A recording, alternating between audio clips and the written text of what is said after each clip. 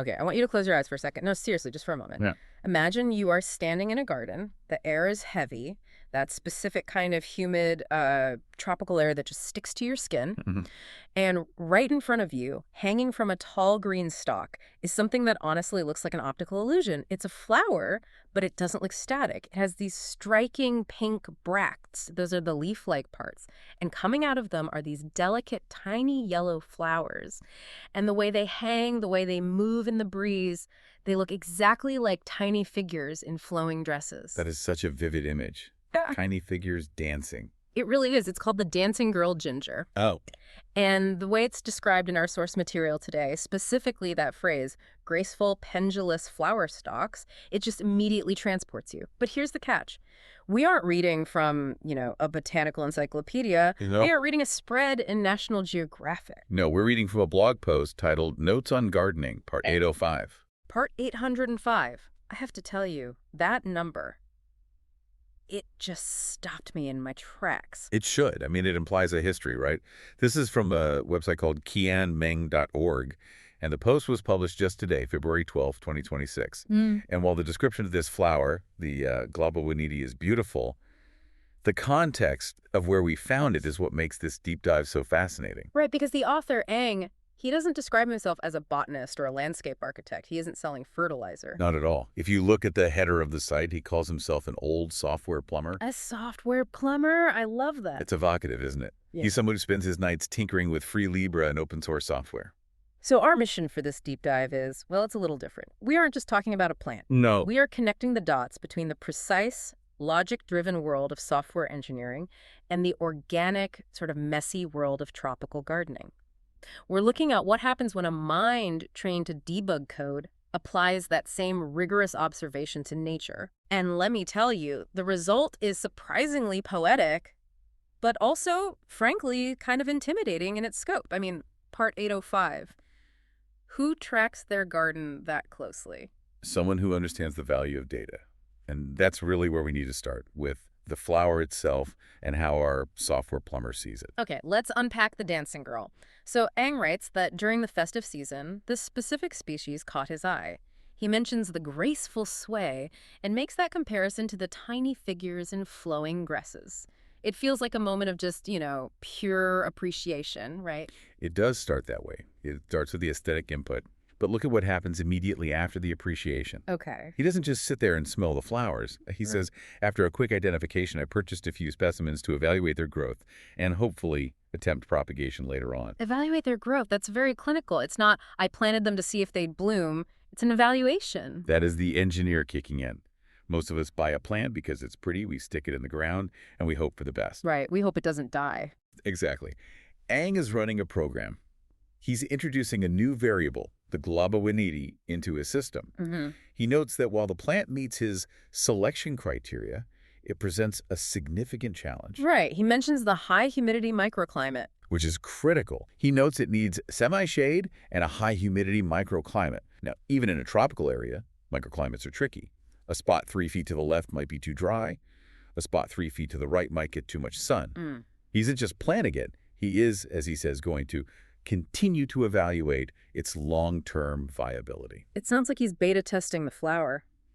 In a way, he is. In software, you deploy code to a staging environment to see if it breaks before you push it to production. Yeah. In gardening, Ang is deploying the dancing girl ginger to see if the local environment supports it. If it works, he moves to phase 2, attempt propagation. That's scaling the solution. It's such a cool blend of wonder and rigor. He sees the tiny figures dancing, but he also sees the environmental variables required to keep them dancing. And that duality is key to understanding this entire source. Because if you zoom out from this single post about the ginger and you look at the About section, the archives, you realize this isn't just a hobby blog. It's a massive open source database of a human life. Let's talk about that volume again, because I think it's easy to just glaze over Part 805. We are looking at the archives on the sidebar. This post is from February 12, 2026. Correct. I'm looking at the Everything Else section for February 2026. There are 36 posts listed just for this month, and we are only 12 days into the month. That is an average of 3 posts a day. That's prolific, and it goes back, the archives list posts all the way back to 2011, and it's consistent, hundreds of posts a year, every single year. This is where the software plumber identity really shines through. In the open source software world, there is this culture of commit early, commit often. You Oh. save your work, you document your changes, you leave a paper trail. Aang is applying that exact same version control philosophy to his personal interests. It's like his life is a GitHub repository. Precisely. He's logging his existence. Yeah. In server management, you have logs so that when something crashes, you can look back and see what happened at 2:0 p.m. on a Tuesday. Right. Aang is creating logs for his life. If his garden fails next year, he has 800 data points to review to figure out why. And look at the disclaimer at the bottom of the site. It's hilarious, but also very telling. Oh, the legal text. Yeah. It says, opinions expressed here are my own. I cannot guarantee the accuracy and will accept no liability for any loss or damage incurred. It's standard legal boilerplate for software. Use this code at your own risk, but he's applying it to gardening notes and fish-keeping logs. He's basically saying, here is my source code for growing dancing girl ginger. It works on my machine. Or in his garden. But I can't promise it will run on yours. It works on my machine. That is the classic developer excuse. I love that he's using that mindset for plants. But we have to talk about the sheer variety of stuff here, because we called this deep dive the polymath's garden, and when you look at the sidebar, gardening is just one pipe in this plumber's system. This is my favorite part of the source material. The projects list. It is a testament to a brain that just refuses to be categorized. Okay, I'm going to read a few of these off just so you get the full picture. We have notes on gardening, obviously. Then we have notes on fish keeping. Which is at part 195, by the way. Part 195, and the recent topics are so specific. Relocating my jewel cichlid at the spotted knifefish, managing the new something. He's tracking his fish tanks with the same granularity. But keep going down the list. What happens when you leave the biological stuff? Then we hit the code. Notes on Elixir-Lang programming, notes on Python, notes on AI, notes on typesetting, notes on Go, notes on Rust, and then specifically notes on Haskell programming. And look at the count on Haskell. Part 56. So on the same day, or at least in the same week that he is evaluating the graceful sway of a ginger flower, he is also writing part 56, enabling something deeply technical in Haskell. For those who don't know, can you give us the, explain, like I'm 5 on Haskell. Why does that stand out? Haskell is fascinating because it's known for being a purely functional programming language. It's very heavy on math, very heavy on logic, and strict rules. Yeah. It's abstract. It's about as far away from muddy gardening boots as you can get. Okay. And gardening, nature does what it wants. In Haskell, the code does exactly what the logic dictates. Nothing else. So he's straddling these two completely different worlds. Right. And this is what I mean by the Renaissance approach. We tend to think of people in buckets. You're the tech guy, or you're the outdoorsy gardener type. Yeah. Aang is smashing those buckets. He context switches from the high-level abstraction of functional programming to the visceral reality of water changes in a fish tank. And it's not just the technical and the biological. There's the personal, too. I see notes on dieting, notes on meditation, notes on guitar, and notes on home improvement. Even notes on photography, which explains why the photos of the dancing girl ginger were so good, specific enough for him to reference the pink bracts and tiny figures. It's incredible. It feels like he's trying to document the entire human experience, or at least his human experience. And he's doing it in public. That's the open source part of the old software plumber persona. Yeah. In the Do Support section, who does he link to? The Electronic Frontier Foundation, EFF, the Free Software Foundation, FSF, the Tor Project, and Wikipedia. These are all organizations dedicated to the free exchange of information, to privacy, to open access. Aang isn't just a guy with a blog. He's living out an ethos. He believes that knowledge, whether it's about how to configure a server or how to keep a spotted knifefish alive, should be shared. Even if, as the disclaimer says, he accepts no liability if your fish die. Right. The information is free, but the execution is up to you. It's the gift economy idea. He gives his notes to the world, not for money, but to add to the collective knowledge base. There's something else in that projects list that caught my eye. It's not just notes on specific topics. There are these meta projects. This week in review, this month in review, this week I learned, and research papers to read. That is the discipline I was talking about earlier. It's one thing to have hobbies. It's another thing entirely to have a system for reviewing your own life. This week I learned.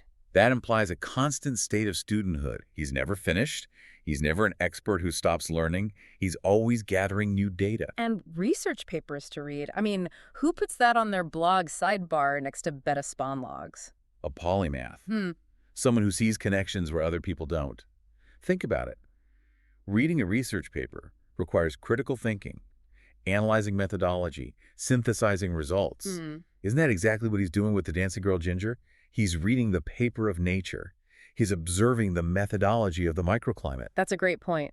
It's all the same skill set, just applied to different domains. Yeah. Whether he's debugging code or debugging a fish tank filter or debugging a garden bed that's too dry, it's the same problem-solving loop. Exactly. And I think the term plumber is so perfect here. A plumber connects pipes to move resources from point A to point B. Right. In software, you're moving data. In gardening, you're literally moving water and nutrients. Yeah. Aang is a facilitator of flow, whether that flow is information or hydration. I want to circle back to the post itself, the one about the Dancing Girl Ginger, because despite all this talk of data and rigorous evaluation in Haskell programming, there is a genuine softness to the writing. Tiny figures and flowing dresses. Yeah. And he mentions it was the festive season that made him notice it. There's a joy there. He isn't just a robot collecting data points. That's the crucial balance. Yeah. If you only have the data, the semi-shade requirements, the humidity levels, you have a manual. Right. But if you only have the tiny figures dancing, you have a poem. Aang combines them. He uses the data to protect the poetry. He evaluates the growth so that the dancing figures can survive. Wow. That is beautiful. Using the data to protect the poetry. It's what gardening is, really. You don't water the plants because you love the act of pouring water. You do it because you want the result, the bloom. The discipline serves the beauty. And it seems like he's finding that beauty everywhere. I mean, look at the sidebar again. Why the red pineapple, which is part 802. The vibrant pompon, part 803. The case for red, something in part 796. He is noticing details that most people would walk right past. That's the benefit of the notes on habit. When you commit to writing things down, when you commit to posting 36 times in 12 days, you force yourself to pay attention. You can't write part 805 if you haven't looked at your garden today. That's so true. You can't write part 56 on Haskell if you haven't written code today. The output forces the input. So the blog itself is the tool that keeps him engaged with the world. It's a feedback loop. He observes, he writes, he shares, and that process probably makes him an even better observer the next day. It's a forcing function for mindfulness. It makes me think about how we consume information versus how Aang creates it. We scroll, we skim, we move on. He stops, he studies, he documents. And he builds. That's the key. He is building a body of knowledge. It might be messy, it might have disclaimers, it might be about 50 different topics, but it's his. You know, it reminds me of that old saying about how the best time to plant a tree was 20 years ago. And the second best time is today. Absolutely.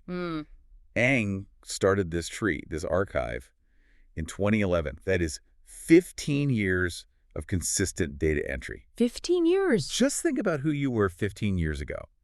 Now imagine if you had a searchable database of everything you learned, every fish you kept, every plant you killed, every line of code you struggled with since then. Wow. That is what he has built. It's an external hard drive for his own life. It's almost like he's future-proofing himself. He is. Yeah. And he's doing it with such humility. That's what I love about the tone. He calls himself an old software plumber. Right. He isn't claiming to be a thought leader or a guru. Right. He's just a guy fixing pipes and watching flowers. And sharing the results. Exactly. And that lack of ego is what makes it so accessible.